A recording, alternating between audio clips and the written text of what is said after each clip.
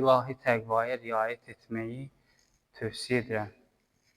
Necə ki, müqəddəs kəlamda buyurulur ki, vəl-aqibətu lil-muttəqin. Aqibət təqvalılarındır. Allah Teala bizlərə təqva ilə yaşamağı nəsib etsin inşallah. Allah Teala'nın Əsmaül Hüsnada gözəl adları barəsində danışırdıq ki, hansı ki biz bu adları Cövşən Kəbir duasında, Mucir duasında, Ərəfə duasında və bir sıra dualarda həmin adlara rast gəlirik. Və ən əsası Quran-ı Kərimin ayələrində, ayələrin sonunda Allah Teala həmin adlardan buyurur. Və keçən cümə günündə biz Allah Teala'nın Əl-Həlim ismi barəsində danışdıq. Həlim ismi barəsində danışdığımız zaman, yəni cəzalandırmağa tələsməyən, bu mənada möhlət verən və yaxud bizim öz aramızda da bu söz işlənir. İnsanlar içərisində bu cür deyirlər, filan kəs həlim adamdır, yəni xoşxasiyyətli, mülayim rəftar. İnşallah onlar barəsində də biz danışacağıq. İslam əxlaqında Həlim ismi barəsində də müəyyən sözlər qeyd olunub. Biz Quran-ı Kərimdə həmin ayələrdəki Allah Teala'nın ismi keçib, Həlim ismi keçib, o ayələri oxuyurduq. Keçən cümə günündə bir neçə ayə oxumuşduq və bugün də davam edirik. İsra suresinin 44-cü ayəsində Allah Teala buyurur, Bismillahirrahmanirrahim. Tusəbbihu ləhus-səməvətus-səb vəl-ərd və mən fihinnə. Allah Teala buyurur ki, göylərdə olan, 7 qat göydə olan və yerdə olan və mən fihinnə, yerlə göyün arasında olanlar Allahı təsbih deyir. Əgər xatırlayırsınızsa, biz bu ayəni oxumuşduq bu yaxınlarda ki, Allahı hamı təsbih deyir. Hər bir şey Allahı zikr edir. Sadəcə bizim qulağımız eşitmir. Daş, divar, torpaq, bitki, hər bir şey Allahı zikr edir. Hətta irfanda, ariflər arasında belə bir söhbət olub, ustadlardan biri tələbəsinə deyib ki, get bitkilərdən, otlardan yığgına. Bu tələbə gedib gələndə solmuş bitkilərdən, solmuş otlardan yığıb getirib ustadı üçün. Ustad baxıb deyib ki, sən bu solmuş otları nə üçün getirdin? Axı bunların faydası olmaz. Dedi, o otları ki gördüm, hamısı Allahı zikr edirdi. Onları zikirdən ayırmaq istəmədim. Onları zikirdən qoparmaq istəmədim. Gördüm ki, bunlar zikri dayandırıblar. Ona görə bunları yığıb cəm etdim. Hər bir şey Allahı zikr edir. İsra suresinin 44-cü ayəsində Allah Teala buyurur, 7 qat göy, yer və onların arasında olanlar Allahı zikr edir. Və in min şeyin illə yusəbbihu bihamdi. Elə bir şey yoxdur ki, Allahı təsbih deməsin. Elə bir şey yoxdur ki, Allahı zikr eləməsin. Çox maraqlı bir ayədir. Allah Teala buyurur, elə bir şey yoxdur ki, Allahı təsbih deməsin. Maraqlı burasındadır ki, biz əvvəldə danışdıq ki, insanın ürəyinin döyüntüsü də Allahın zikridir. Adam Allahı inkar edir, amma vücuda Allahı təsbih deyir. Vücuda Allahı zikr edir. Özü Allahı inkar edir, amma vücud Allahı təsbih deyir. Və daha sonra Allah Teala buyurur, وَاِنْ مِنْ شَيْءٍ اِلَّا يُسَبِّهُ بِحَمْدِهِ. Və elə bir şey yoxdur ki, Allahı tərifləyərək, onun pak sifətləri ilə mədh etməsin. وَلَكِنْ لَا تَفْقَهُونَ. Lakin siz bunu anlamırsınız. Lakin siz bunu anlamırsınız. Hər bir şey Allahı zikr edir, təsbih deyir, lakin siz bunu anlamırsınız. وَلَكِنْ لَا تَفْقَهُونَ تَسْبِيهَهُمْ اِنَّهُ كَانَ حَلِيمًا غَفُورًا. Həqiqətən Allah Teala çox bağışlayandır və çox həlimdir. Çox həlimdir Allah Teala. Allah Teala bu ayədə buyurur, zikir barəsində İmam Muhammed Baqir əleyhissalam, 5-ci imamımız İmam Muhammed Baqir əleyhissalam buyurur ki, Nəhə Rəsulullah ən tusəməl bəhaim fi vücuhihə və ən təzrəbə vücuhuha.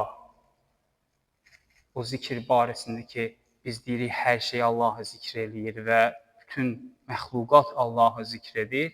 İmam buyurur ki, Allah Rəsulü Peyğəmbərimiz sallallahu əleyhi və alihi və səlləm qadağan edib heyvana dağ vurmağı. Heyvana dağ vurmağı qadağan edib. Və heyvanın üzünə vurmağı. Heyvanın üzünə vurmağı qadağan edib. Ne üçün? Deyir, li'ənnəhə tusəbbihu bihəmdi rabbihə. Ona görə ki, Allahı zikr edir. Ona görə ki, Allahı zikr edir. Bu ayənin sonunda Allah Teala buyurur ki, Allah çox bağışlayandır və həlimdir. Bəs burada biz nə düşünək, necə başa düşək? Allah Teala həlimdir, başa düşməyiniz üçün sizə möhlət verir müşriklərə, kafirlərə. Onlar ki, Allahı inkar edirlər, Allaha şərik qoşurlar.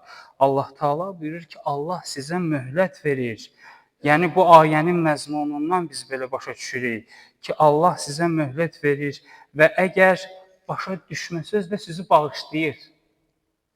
Kim bu dünyada tövbə etsə, Allah Teala'ya tərəf gəlsə, Allah Teala həmin bəndəsini bağışlayır. Və daha sonra Fatir surəsinin 41-ci ayəsində Allah Teala buyurur, Bismillahirrahmanirrahim. İnnəllaha yumsikus səməvəti vəl-ərd ən təzula. İnnəllaha yumsikus səməvəti vəl-ərd ən təzula. Deyir, həqiqətən Allah Teala göyləri və yeri saxlayıb. Ayə bu cürdür. Həqiqətən Allah Teala göyləri və yeri saxlayıb. Əgər saxlamasaydı, zahir olardı. Yer öz oxundan çıxardı. Yerin zail olmaması üçün, göylərin zail aradan getməməsi üçün, məhv olmaması üçün Allah saxlayıb. İnnəllaha yumsikus səməvəti vəl-ərd ən təzula. Həqiqətən Allah Teala göyləri və yeri saxlayıb ki, zail olmasın, yer öz oxundan çıxmasın. Bu xüsusi bir nizama aiddir bu ayə. Allah Teala buyurur ki, وَلَئِنْ زَالَتَا İn əmsəkəhumə min əhədin min bədi. Əgər ki Allah saxlamasa göyləri və yeri, Allah saxlamasa göylər və yerlər zail olar, aradan gedər, məhv olar. Yer öz oxundan çıxar, məhv olar, aradan gedər. Xatırlayırsınızsa, Allahı tanımaq barəsində biz danışdığımız zaman Peyğəmbər sallallahu bir yaşlı qadından soruşur ki, sən Allahı necə tanıdın? Bu yaşlı qadın deyir ki, o yundan ip toxuyur cəhrədə. Deyir Peyğəmbər sallallahu ki, bax bu cəhrəyə mən əlimlə hərəkət edirəm. Əgər mən əlimi götürsəm, bu dayanar. Mən Allahı bu cür tanıdım.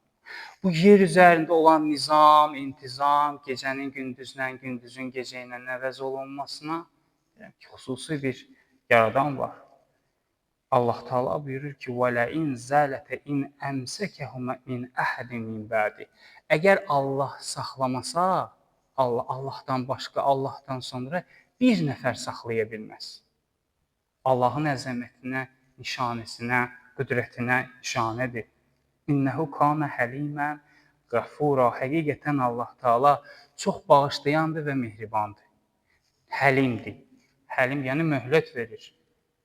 Dərhal adam günah edən kimi Allah cəzasını vermir. Fürsət verir, möhlət verir ki, bəlkə tövbə eləyər. Bəlkə Allahın yoluna gələr. Bu ayədə möminlər üçün bir ibrət var. Möminlər üçün bir ibrət var ki, Allah Teala'nın qüdrət nişanəsindəndir bu yerin, göyün həm yaranması, həm qalması, davam etməsi, bu cür nizam intizamın olması. Müşriklər üçün isə fürsət verir Allah Teala. Möhlət verir ki, tövbə eləsinlər. Allaha tərəf gəlsinlər. İmam Əli əleyhissalamın kəlamında var. İmam Əli əleyhissalam buyurur ki, "Əcibtu limən şəkkə fillah." Təəccüb edirəm o kəsə ki, Allah barəsində şəkk edir. Və huvə yərə xəlqəllah. Bir halda ki, o Allah Taala'nın yaratdıqlarını görür, Allah Taala barəsində şəkk edir. Təəccüb edirəm o kəsə, imam buyurur. Qərb ölkələrinin birində olan həm psixoloqdur, həm də yazıcıdır. Belə bir söz söyləyib, belə bir söz deyib. Deyir ki, mənim yaşadığım ölkədə bir neçə ateist tanıyıram. Öz yaşadığı ölkəsində. Deyir, bir neçə ateist tanıyıram. Ateist bilirsiniz ki, Allahı inkar edən şəxslərə deyirlər. Deyir, etiraf eləməliyəm ki, bu həmin tanıdığı ateistlər barəsində deyir. Təbiətin mexanizmlərini bu cür əla anlayan insanların bu mexanizmlərin hərəkətini aşkar surətdə idarə edən əlin varlığını inadla danmaları məndə hədsiz heyrətə səbəb olur. Deyir, həmin bu ateistlər təbiətşünasdırlar, alimdirlər. Mən təəccüb edirəm, heyrətlənirəm ki, bunlar bu mexanizmi, təbiəti öyrənirlər və bu gözəllikləri görürlər. Bu gördükləri halda Allahı bunlar necə inkar edirlər? Necə bunlar ateist olurlar? Heyrətlənirəm deyir mən, təəccüb edirəm. Bəs elə bu ayə yerinə düşür. Allah Taala'nın buyurduğu İbrahim surəsinin 10-cu ayəsində olan ayə, bax bu həmin məqamda deyilən ayədir. Peyğəmbərləri onlara dedi, qalət rusuluhum, onların elçiləri onlara dedi, əfillahi şəkkun, Allah barəsində şəkk edirsiniz, əfillahi şəkkun, Allah barəsində şəkk edirsiniz, fatiris səmavati vəl-ərd, bir halda ki, Allah göyləri və yeri yaradır. Göyləri və yeri yaradan Allah barəsində siz şübhə edirsiniz, şəkk edirsiniz. Bəs bu həmin ayələrdə Allah Taala'nın Əl-Həlim ismi, Qəfur ismi ilə, bağışlayan ismi ilə yanaşı gəlir və Allah çox bağışlayandır və möhlət də verir bəndəsinə. Fürsət də verir bəndəsinə ki, bəndə Allaha tərəf gəlsin. Zorla yox, məcburi yox. Könüllü şəkildə Allah Taala bəndəsini gözləyir və bu gözləmək bir növ məcazi olsa da, hardasa həqiqətə uyğundur. Peyğəmbər sallavatullahın zamanında Həzrəti Peyğəmbər müsəlmanlara buyurur ki, Allah bəndəsini gözləyir. Məsələn, bir yerə gedirik, biz deyirik, bizi gözləyirlər. Filan yerdə bizi gözləyirlər. Allah bizi gözləyir. Allah bəndəsini gözləyir. Allah bəndəsini gözləyir ki, bəndə nə zaman Allaha tərəf gələcək? İxtiyari şəkildə gələcək, könüllü şəkildə gələcək. Düzdür, sonda hamının son dönüşü Allah Taala'ya tərəfdir. Amma könüllü olaraq Allah Taala bu dünyada gözləyir ki, hansı bəndələr Allaha tərəf gələcək? Bəs daha sonra Allah Taala'nın Həlim ismi Quran-ı Kərimdə Əlim ismi ilə yanaşı gəlir. Əlim Allah Taala'nın hər şeyi bilməsinə dairdir. Biz danışacağıq Allah Taala'nın adlarından biri alim yaxud əlim. Hər şeyi biləndir Allah Taala. Amma deyir Allah Taala'ya müəllim demək olmaz. Allaha müəllim demək olmaz. Quran-ı Kərimdə Bəqərə surəsində Allah Taala buyurur ki, vəttəqullah, təqvalı olun, günahdan çəkinin və yuəlliməkumullah, Allah sizə öyrətsin. Və yuəlliməkumullah. Yəni sizin ustadınız, sizə öyrədən Allah olacaq. Hamımızın bir ustadı var, bir müəllimi, yaxud bir neçə müəllimi var. Düzdür? Deyir, əgər təqvalı olsaz, günahdan çəkinsəz, Allah sizə öyrədər. Tarixdə nə qədər olub? Elə insanlar ki, dərs oxumayıblar. Mən dərs oxumağın tərəfdarıyam. Amma sadəcə deməyim odur ki, bunlar təqvalı olublar. Günahdan çəkinməklə Allah Taala onlara bir sıra elmləri bəxş edir. Bir sıra elmləri bəxş edir. Və Allah Taala'nın Əl-Həlim ismi Quran-ı Kərimdə Əlim ismi ilə yanaşı gəlib Həcc surəsinin 59-cu ayəsində. Nisa surəsində də var. Əlim ismi ilə Həlim ismi yanaşı gəlib. Orada Allah Taala irs məsələsində olan ayələrdə buyurur, qadının haqqı nə qədər, kişinin haqqı nə qədər, oğulun haqqı nə qədər və ayənin sonunda Allah Taala Əlim və Həlim ismini buyurur. Və mən Həcc surəsinin 59-cu ayəsini sizin diqqətinizə çatdırım ki, həmin ayədə Allah Taala buyurur: Bismillahirrahmanirrahim. Vəllezina haceru fi səbilillah. O kəslər ki, Allah yolunda hicrət etdilər. Hicrət yəni köç etdilər. Allah yolunda köçkün oldular. Biz bilirik ki, İslam tarixində 2 dəfə hicrət olub. 2 hicrət olub. Birinci hicrət müsəlmanların hicrəti olub Efiopiyaya, Həbəşistana. Birinci hicrət. Təxminən əgər səhv eləmirəmsə, tarixdə 40 nəfər müsəlmandan ibarət Peyğəmbərimiz o müsəlmanları göndərir Efiopiyaya, Həbəşistana. Gəl maraqlı bir tarixi var. Çox maraqlı bir tarixi var həmin hadisənin. Maraqlı bir tarixi ondan ibarətdir ki, 40 nəfər bu həmin müsəlmanlara rəhbərlik edən şəxs Peyğəmbərimizin əmisi oğlu Cəfəri Təyyardır. Cəfəri Təyyar.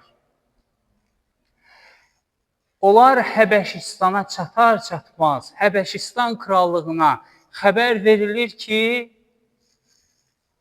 40 nəfər yeni dinin nümayəndələri sizin məmləkətinizdədir. Onları qov, yaxud cəzalandır, krala deyirlər.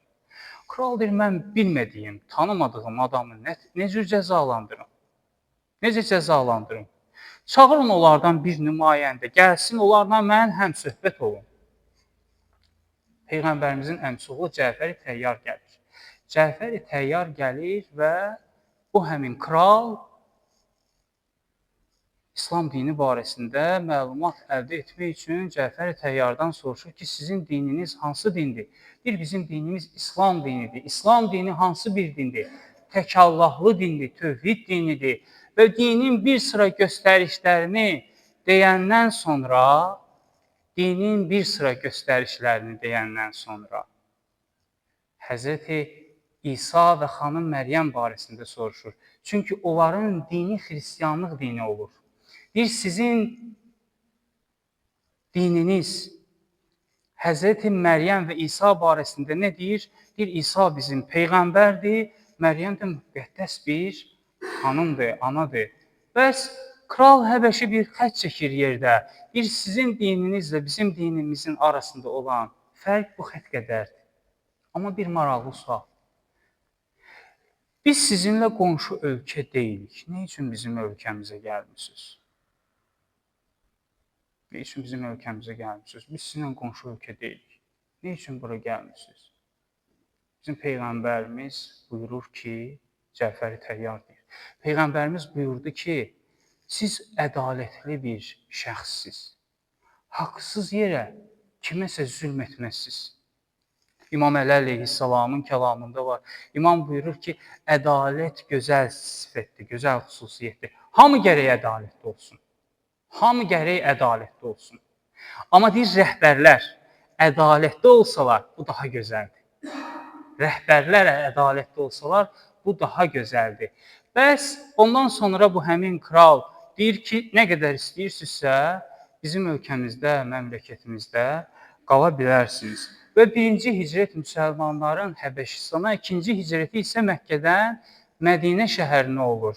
Bəs bu həmin 2 hicrət Quran-ı Kərimdə də bəzi ayələrdə qeyd olunub. Allah Taala buyurur ki, vəllezina haceru fi səbilillah. Bəzi təfsirçilər qeyd edirlər ki, bu hicrət edənlərdən məqsəd Mədinə şəhərinə hicrət edənlər idi.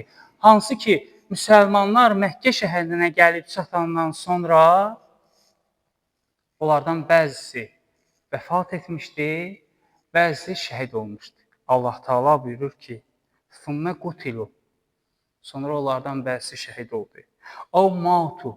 yaxud vəfat etdi, dünyasını dəyişdi. "Ləyərzuqannahum rizqan hasanan." Allah Taala buyurur ki, biz onlara gözəl bir ruzi verəcəyik. Rizqən həsənən, gözəl bir ruzu verəcək. İnnəllahı və xeyrur raziqin. Allah ruzu verənlərin ən xeyirlisidir, ən gözəlidir. Ən gözəl ruzu verən Allah Taaladır. Davamında Allah Taala buyurur ayənin ki: "Lə yudxilannahum mudxalan yerdəvnahu və innallaha ləalimun həlim." Allah Taala buyurur ki, biz onları elə bir yerə daxil edəcəyik ki, biz onları elə bir yerdə sakin edəcəyik ki, onlar razı qalacaqlar. Dünyada çətinlik çəkiblər, əziyyət çəkiblər, amma onları elə bir mükafatlandıracağıq ki, onlar həmin mükafatla razı qalacaqlar və bütün sıxıntılar yaddan çıxacaq. İnnəllaha ləalimun həlim. Həqiqətən Allah Taala hər şeyi biləndir və həlimdir. Təfsirçilər bu ayədə Allah Taalanın Əlim və Həlim isminin gəlməsini bu cür izah edirlər. Bir Allah Taala bilirdi ki, o iman əhlinə nə qədər əziyyətlər olur. Allah bilirdi. Amma möhlət verdi həmin kəslərə ki, onlar kim ki əziyyət verirdi, onlar bəlkə hidayət olarlar. Bəs alimlərdən biri öz tələbəsi ilə gedir. Tələbə ilə alim getdiyi zaman yolda bir yer görürlər ki, orada cəmaat günah işlə məşğul olur. Bir yerdir, günah işlə məşğul olur. Ya içki içirlər, ya qumar oynayırlar. Neysə, bax, belə bir işlə məşğul olurlar. Pis bir işlə məşğul olurlar. Tələbə bunu görür.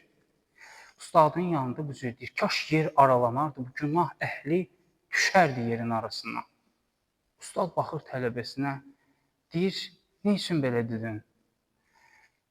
Onlar axı günah edirlər. Dedi, sən bilirsən kimin istəyini dua şəklində dedin? Dedi, kimin istəyini? Dedi, sən iblisin, şeytanın istədiyini dua şəklində dedin. Bunlar günah halında dünyadan köçərdilər. İblis bunu istəyir, şeytan bunu istəyir. Amma Allah nə istəyir? Allah istəyir ki, onlar tövbə eləsinlər. Onlar Allahın yoluna gəlsinlər. Bəs Allah Taala tövbə etmək üçün həmin kəslərə möhlət verir və Allah Taaladan duamız budur ki, inşallah Allah Taala bütün hidayət olmayan insanları tezliklə haqqa hidayət etsin, hidayət olanları isə sabit qədəm etsin.